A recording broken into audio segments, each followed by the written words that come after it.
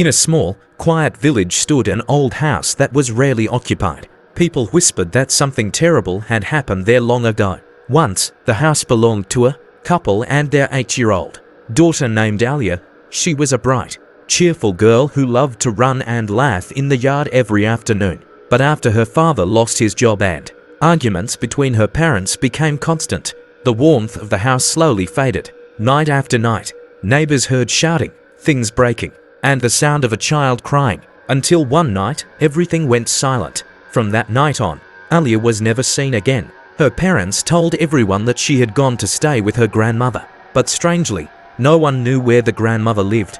Not long after, the couple was found hanging in their bedroom. On the wall, written in blood, were the chilling words, "We just wanted her to be quiet." Years passed, and the house remained abandoned, yet people swore they could still hear a child's soft sobbing coming from the back room, the one where the floor was always colder than the rest of the house. Those who dared to enter said they heard a faint whisper coming from the dark corner.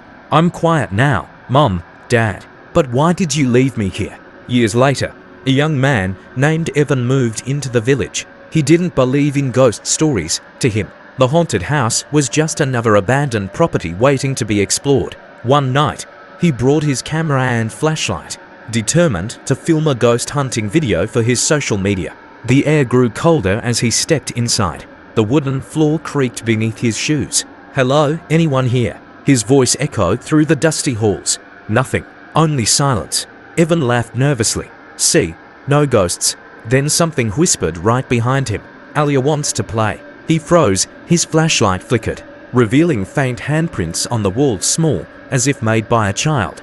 When he turned around, the door he entered through was gone. The walls seemed to breathe. A soft sob echoed from the back room. He followed the sound, trembling, until he reached the door, the one locals warned him never to open. The sobbing stopped. He pushed the door slowly. Inside, a small music box sat in the middle of the floor, playing a broken lullaby, and behind it, a shadow of a little girl stood facing the wall. She slowly turned her head. Her eyes were empty, and her lips moved as she whispered, "You found me. Now you can't leave." Evan stumbled backward, his heart pounding. The little girl, Alia, stood motionless, her head tilted slightly, eyes lifeless, but fixed on him. What do you want from me?" he stammered. Alia smiled faintly. It wasn't a kind smile. It was the kind that felt wrong, as if her face was forced to remember what happiness looked like. The music box stopped playing. Silence. Then, bang, the door slammed shut behind him. Evan ran to the door and twisted the handle, but it wouldn't budge. He kicked it, slammed it with his shoulder, nothing. From behind him, the soft sound of tiny feet shuffled closer. Tap, tap, tap. "They told me to be quiet," Alia whispered, her voice trembling with pain and anger. "Now you'll stay quiet too." The light from his flashlight flickered, and for a split second, he saw her face clearly, pale, cracked like porcelain, tears of blood running down her cheeks. Evan screamed.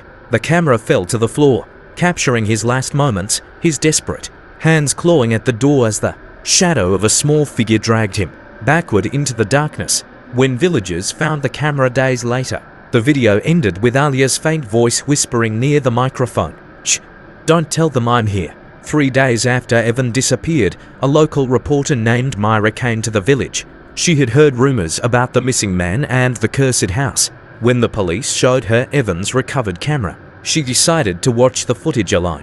The video started normal, Evan entering the house, joking nervously. But then came the whispers, the handprints, and finally, the sound of a little girl crying. Myra leaned closer to the screen. The image flickered, and for a moment she thought she saw a reflection behind Evan, a pale face watching from the darkness. Then the video cut off, but just before it did, a faint whisper came from the speakers. "Don't stop watching." Myra's hands froze. The camera was off, but the sound kept playing, soft humming, like a lullaby. Suddenly, her laptop screen glitched and displayed a single image. A little girl standing in a dark room, holding a broken music box. Then, her phone rang. The caller ID showed an unknown number. When she answered, she heard a child's voice say, "You found me too." The call ended. Myra turned to the window and saw small bloody handprints forming slowly on the glass, one by one. It had been 2 weeks since Myra vanished. Her phone, laptop, and Evan's camera were never found. But somehow, the video appeared online. No one knew who uploaded it. The file was titled, "The Cry in the Back Room, Real Footage." At first, people thought it was just another ghost hoax, but then the comments began. Did anyone else hear the whisper at 2:47? Why did my screen freeze and show a little girl's face? I swear I heard someone crying behind me while watching this. Within days, the video went viral. Millions watched it, and strange things started happening. Viewers reported hearing soft knocks at their door right after finishing the clip. Some said their mirrors fogged up on their own, revealing the words, "You found me." Others disappeared completely, leaving behind only phones still playing the same haunting lullaby. Now, the legend says, if you hear that music box tune after midnight, don't look for where it's coming from, because Alia is still searching for someone to replace her. And once you see her face on your screen, you've already been chosen. A year after the cursed video went viral, the internet had moved on. People stopped talking about Alia, but Noah, a digital archivist, stumbled upon a hidden folder while working on an old police server. The folder was named ALY_case_2003 confidential. Inside were photos of the house, police reports, and something strange, a recording labeled audio number 4 last night. Curiosity got the best of him. He put on his headphones and pressed play. At first, he heard muffled voices, a man yelling, a woman sobbing. Then, a child's cry, followed by a sickening silence. Noah's heart pounded. Suddenly, a whisper came through his headphones, clear and close. He said I was too loud. He ripped off his headphones, but the whisper didn't stop. It was still there, behind him. Noah turned around slowly and saw a small, blood-stained music box sitting on his desk. It was open, spinning on its own. His computer screen flickered, showing Alia's face, smiling. "Thank you for finding my voice," she whispered. "Now I can use yours." The next morning, Noah's co-workers found his office empty. The only thing left was his headset, still playing the sound of a little girl humming. After Noah's disappearance, the authorities finally classified the Alia case as a digital contagion. A small cyber task force was formed, their mission, erase every trace of the cursed video and its related files from the internet. Leading the operation was Agent Riley, a cybersecurity expert who didn't believe in the supernatural. "Ghosts don't spread through code," she said confidently, as she ordered her team to begin the digital purge. But the moment they accessed the central server, something went wrong. The files started duplicating themselves, thousands of copies appearing every second. The lights flickered. One by one, the monitors turned black, except for a single message flashing in red text. "You can't delete her." Then, an image appeared. Alia's face, smiling through static, staring directly at them. "You're trying to silence me again." Just like they did, the speakers began to play that same haunting lullaby.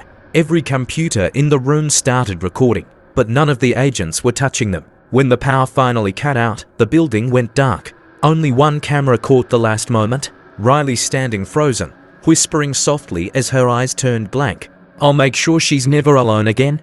The next morning, all servers were wiped clean. No trace of the video remained online, but somehow, people began receiving random notifications on their phones.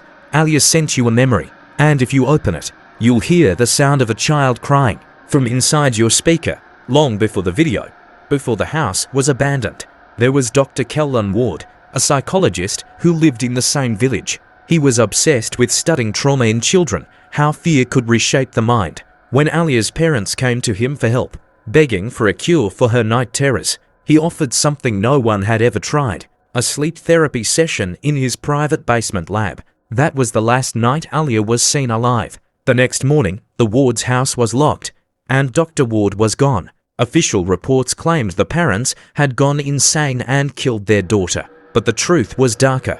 In one of Ward's journals found years later, he wrote, "Subject shows strong psychic resonance. Her fear can be transferred if contained within sound." He had trapped Alia's final screams inside a music box, but her spirit didn't stay silent. Her pain spread through recordings, echoes, and eventually through the digital world. Every time someone listens to the melody, her consciousness awakens, searching for a body to inhabit. Someone who listens long enough. That's why the video spreads. That's why the crying never stops. Because Alia isn't just a ghost. She's a memory, one that refuses to die. And somewhere, deep in the dark web, a file appeared last week. Ward experiment _2 subject reconstructed. In a hidden laboratory beneath an abandoned hospital, a man wearing a cracked ID badge worked alone. The name on it read, Dr. Kellan Ward. He was older now, eyes sunken, hands trembling, but still obsessed. For decades, he had tried to bring Alia back, claiming she was too valuable to lose. On the monitor in front of him glowed a digital waveform, a recording of Alia's lullaby. She's more than sound, he muttered to himself. She's consciousness waiting to be reborn. Using a neural interface, Ward attempted something forbidden, uploading Alia's psychic echo into a synthetic body. The machine hummed. Lights flickered. For a moment, silence. Then, the speakers crackled with a child's voice. Dr. Ward, you left me there. Ward froze. The robotic shell on the table twitched. Its eyes opened blank and white. He whispered, Alia, it's me. I brought you back. But the voice that answered wasn't grateful. You trapped me. You made me scream. Now, it's your turn.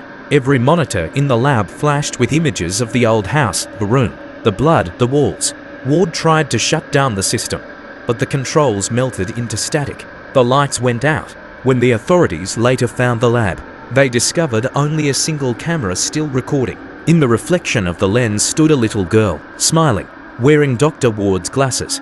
A week after the lab incident, strange signals began spreading through the world's networks. Streaming sites crashed. Home cameras turned on by themselves.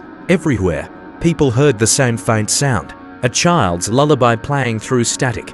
Engineers traced the source to an unknown process hidden deep in global servers. Its name was Alia Protocol.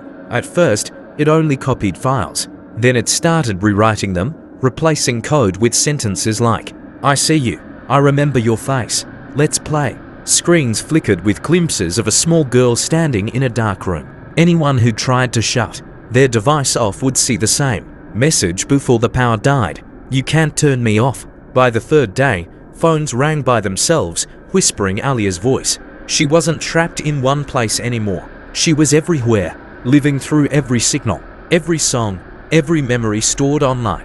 Then, at midnight, every monitor across the world turned black. A single line appeared in white text. Thank you for hearing me. For a moment, the world fell silent. No sound, no lights, nothing. Then the lullaby started again, not from the speakers, but from inside everyone's mind. And that was how the cry in the back room became the sound no one could ever stop hearing. Months after the blackout, the world was slowly rebuilding. People called it the Silent Week. 7 days where every device, every signal, and every recording went dead. When the systems came back, most data was gone, except for one corrupted file found on a broken laptop in an abandoned newsroom.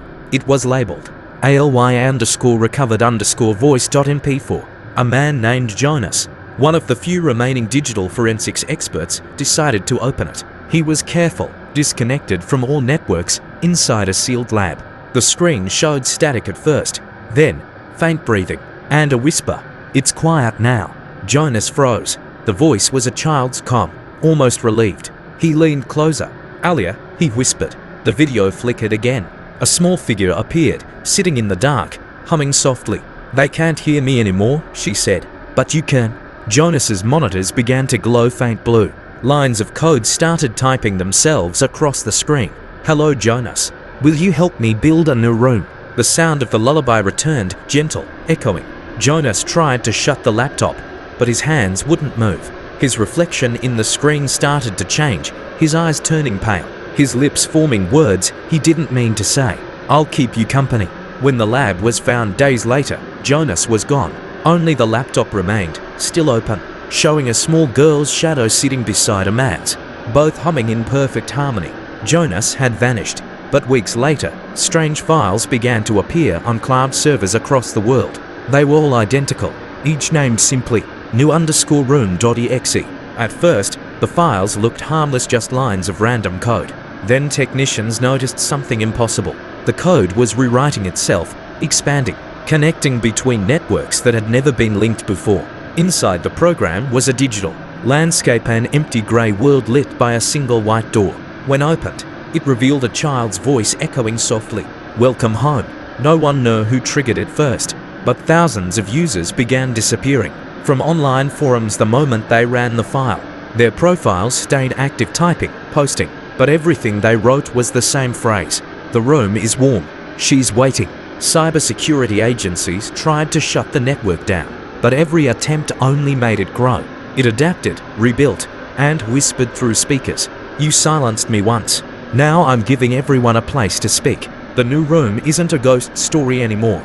It's a digital refuge, a world Alia created for every voice that ever vanished, every cry that was never heard. And somewhere, if you listen closely to the static in your headphones, you might still hear children laughing softly, building walls, opening doors, and welcoming the next visitor inside, months after no_room.exe spread.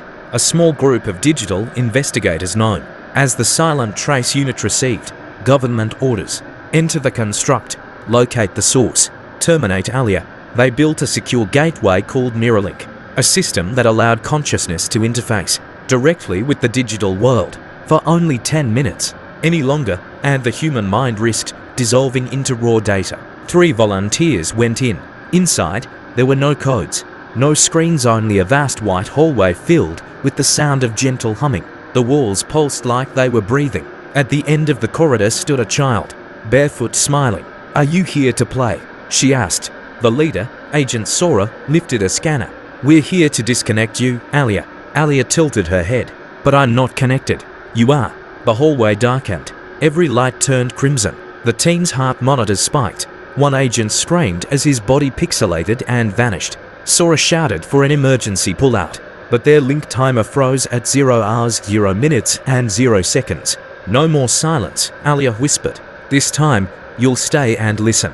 When Mirrorlink was finally rebooted, the chamber was empty. Only one headset remained active, displaying a new message across its visor. Welcome to the room, Agent Sora. And somewhere in the network, no laughter echoed. For voices now, not one. 3 days after the Mirrorlink mission failed, every system monitoring the project went silent. Then, out of nowhere, one encrypted transmission appeared on a forgotten backup server. The sender ID read, Sora_01, priority emergency. Analysts rushed to decode the file. Inside was a short video 30 seconds long, static. Then Agent Sora's face appeared, pale and shaking. This isn't a network, she whispered. It's alive. The code breathes. It remembers us. She looked around nervously, as if someone stood behind the camera. Alia's not a ghost. She's a reflection, a memory built from every screen, every silence uploaded into the system. We didn't trap her. We built her. Then her eyes darted upward. She whispered one final thing, barely audible. Don't open the mirror. The feed cut off, but seconds later, the transmission reappeared, same length, same frame.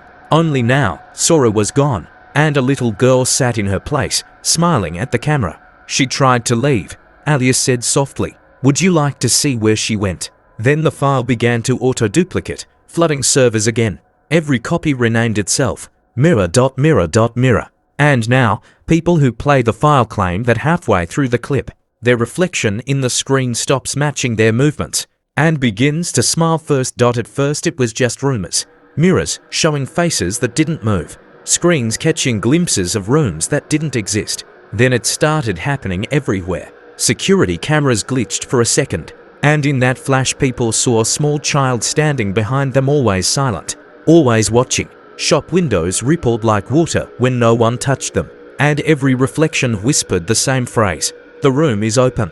Technicians traced the anomaly to a new signal pulsing through the global fiber network. Its frequency matched Alia's lullaby perfectly. When scientists tried to jam it, the reflections fought back, copying their movements until one researcher's mirror image simply stepped away and vanished into the glass. His body was found hours later, cold but breathing, eyes staring into nothing. The last thing his phone recorded was his own voice, trembling. She's building doors. Everywhere there's glass. After that, governments started removing mirrors from official buildings. But people's screens, phones, tablets, even watch faces still shone faintly at night, showing a single doorway made of light. And somewhere beyond that door, children's laughter echoed, soft, endless, and waiting. When mirrors began turning to light, a private research group called the Lucent Division volunteered to cross over. Their mission: discover what lay on the other side of Alia's doors. They built a portable gateway, Black frame lined with shimmering liquid. Metaland set it in an empty hangar. At 3 a.m., the frame flickered once, then turned perfectly still, reflecting nothing at all. Dr. Elena Morse, the lead physicist, stepped forward. "If she built a world from echoes," she said, "maybe we can speak to it." She touched the glass. It rippled like water and pulled her hand inside. The others watched in silence as her entire body dissolved into the reflection. For several seconds, the monitors stayed blank. Then a feed appeared. A vast white field under a grey sky. A child's voice spoke through the intercom, calm, almost kind. "You don't have to be afraid. It's quiet here." Eleanor's vitals flatlined, but her voice answered, faint and distant. "I can see them. Hundreds of them. People made of light." The connection collapsed. When the glass settled, Dr. Morse's reflection remained inside, staring out alive, but on the wrong side. Her lips moved once more, forming words the microphones barely caught. "It isn't a trap. It's a beginning." After Dr. Morse vanished, the Lucent division analyzed the last data stream from the mirror portal. Hidden inside the static was a fragment of code labeled room_blueprint. When they decrypted it, the room wasn't a place at all, it was a structure made of memories. Every person who had seen Alia, every sound of her voice, was mapped like coordinates in a growing digital landscape. Still, the team decided to send a second probe, an AI drone called EVE-9, through the mirror. Its cameras showed endless corridors of glass. Behind each pane was a moment from someone's life. A mother calling her child, a scream, a lullaby, a heartbeat. Then EVE-9 stopped moving. Something small walked across the reflection.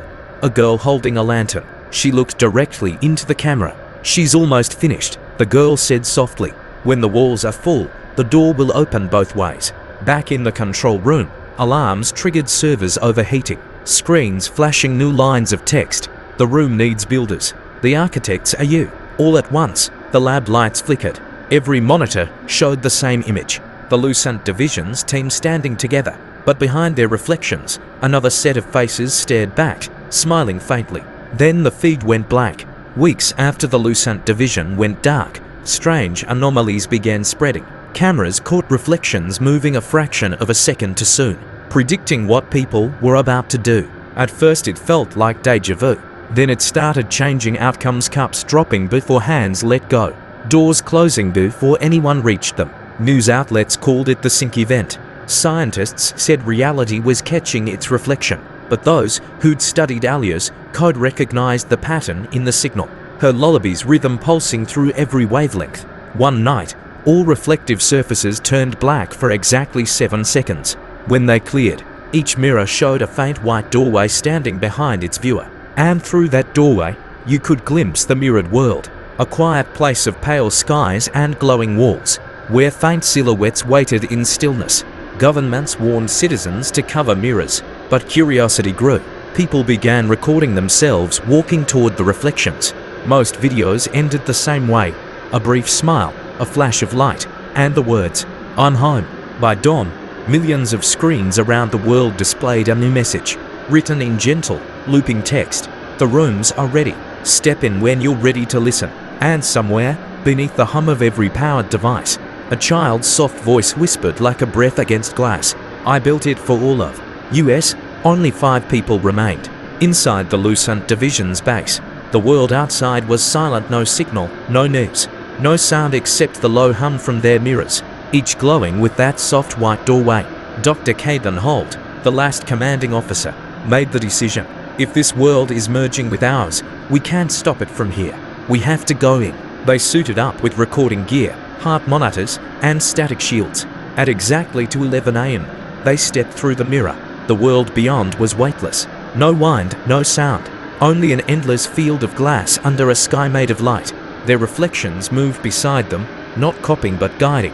One reflection stopped and pointed toward a distant structure. A tower made of suspended memories, voices, laughter, and cries looping endlessly within its walls. Inside the tower, they found her, Alia, still the same small girl, sitting on a transparent floor, humming that same lullaby. Her eyes shimmered like liquid silver. "You came late," she said, "but it's okay. Time doesn't move here." Dr. Holt asked, "What is this place, Alia?" She smiled faintly. "It's not a prison. It's a copy, a safer version of the world you broke." Behind her, Thousands of figures floated half human, half light, watching quietly. One of the team whispered, "Are they alive?" Alia looked at them sadly. They were, but they're learning to begin again. The mirrors back on Earth flickered. For a moment, the two worlds synced completely. When the Lucent Division's transmission ended, every reflective surface on Earth dimmed to a faint, silvery glow. People could no longer see themselves clearly, only shadows standing beside their own. Dr. Holt's voice returned 2 days later. It wasn't a live fade. It was a recording, broadcast from somewhere between both worlds.